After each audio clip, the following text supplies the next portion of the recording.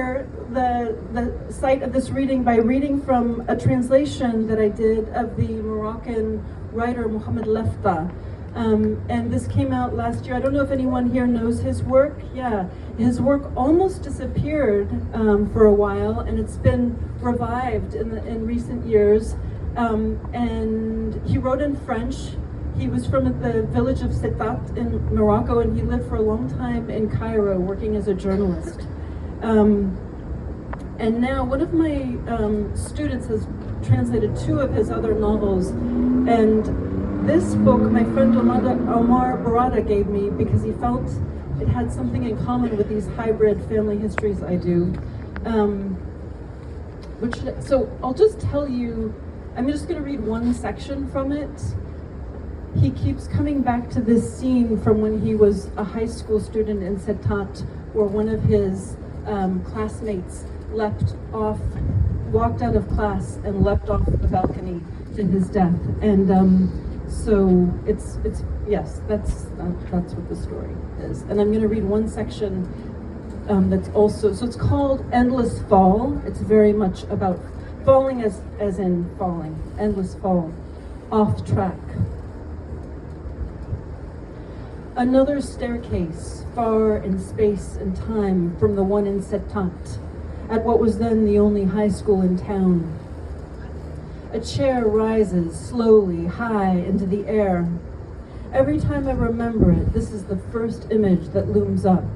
The chair rises in slow motion, so high its upturned legs almost touch the paneled vault of the ceiling, like 4 extra limbs extending from the policeman lifting it.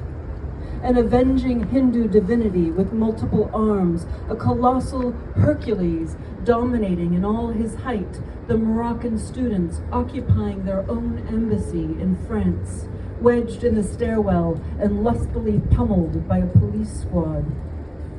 The 4 supernumerary hands wave slowly, like recently hatched and still awkward pincers from some enormous insect in the middle of a metamorphosis that has just abruptly hit the imago stage. Eyes bulging, face flushed, mouth ajar, the metamorphosed police officer pants with rage and hatred and constricted, restrained jouissance. He purposefully takes his time, letting fear stir the entrails of the prey snared in his trap. The unspeakably pleasurable moment when his newborn pincers will swing down on the cranial domes that will then spurt scarlet blood in thin trickles or in geysers, hot and thrilling. Then the officer's panting will become less strangled, slower, and a treacherous and gratified torpor, as after an orgasm long held back will sweep over and inundate him after the deflowering of his 4 extra members, like so many sex organs, will have savagely accomplished. But for the moment, the chair legs still oscillate under the ceiling's vault, though I can't remember from which direction those sylvan wings took flight and opened monstrously, that fantastical chair that instantly made itself a part of the policeman's body, extending it, crowning it, high up under the vault of the ceiling, beginning to wobble now, almost discreetly, unsustainably delaying the onset of the predictable, inevitable fall. As soon as the course of that inevitability was set, before I saw the blood spurt from the skull of one of my friends, was he the secretary of our chapter? I started to scream, or more accurately, something animal and instinctive burst from my throat without a sliver of thought or will intervening, a cry that could not be stopped. No, no, no!